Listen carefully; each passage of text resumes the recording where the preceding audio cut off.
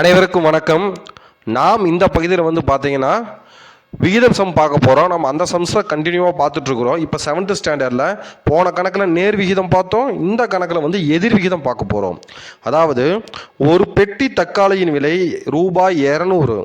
வேந்தன் அவரிடம் உள்ள பணத்தால் 13 பெட்டிகள் வாங்கினார். ஒரு பெட்டியின் விலை 260 என அதிகரித்தால் அவரிடம் உள்ள பணத்தை வைத்து எத்தனை பெட்டிகள் வாங்க முடியும்? பாருங்க, பெட்டிகளின் விலை அதிகரிக்கும் பொழுது பெட்டிகளின் எண்ணிக்கை குறையும். ஒன்று அதிகரித்தால் இன்னொன்று குறைகிறது. அப்படி குறைந்தால் ஒன்று அதிகரித்து ஒன்று குறைந்தாலே அது எதிர் விகிதம். சொல்கிறது புரியுதுங்களா? போன கணக்கில் நேர் விகிதம், இந்த கணக்கில் எதிர் விகிதம், வித்தியாசம் நல்லா புரிஞ்சுக்குங்க. சரி, நேர் விகிதத்தில் என்ன பண்ணணும் அப்படின்னா நாம் டிவைட் பண்ணணும். எதிர் விகிதத்தில் என்ன பண்ண போகிறோம்னா இன்ட்டு பண்ண போகிறோம். இது நம்ம கான்செப்ட் கரெக்டாக வச்சுக்கணும். அப்போ 13 பெட்டிகளின் விலை 200. அப்போ 13 × 200. இங்கே பெட்டிகளின் விலை தெரியாது, எக்ஸ்ன்னு வச்சுக்கிறோம்.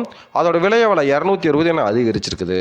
இங்கே எக்ஸ் தான் கண்டுபிடிக்க போகிறோம். அதனால் எக்ஸை மட்டும் சமக்குறிக்கு இடதுபுறம் வச்சுக்கிட்டு மீதி பூரா சமக்குறிக்கு வலதுபுறம் கொண்டு போகிறோம்.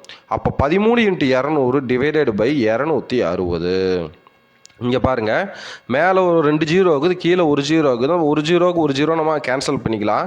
கேன்சல் பண்ணால் என்ன கிடைக்கும்? 13 × 20 டிவைடட் பை 26ன்னு கிடைக்குங்களா? சொல்கிறது புரியுதா இல்லைங்களா? மேலே ஒரு ஜீரோ, இங்கே ஒரு ஜீரோ அடித்து விட்டுட்டோம் அப்படின்னா மீதி என்ன இருக்குது? 13 × 20 டிவைடட் பை 26. சரி, ஓகே. அடுத்து என்னன்னா, இந்த 13க்கு 26 கிடச்சா ஓர் 13 13 ஈர் 13 26. அப்போ என்ன வரும்? 20/2ன்னு கிடைக்குங்களா?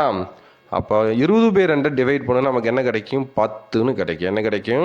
10ன்னு கிடைக்கும். பாருங்கள், இங்கே விலை அதிகரிச்சு, அதனால் பெட்டிகளின் எண்ணிக்கை என்ன ஆகி போச்சு? குறைஞ்சிருச்சு.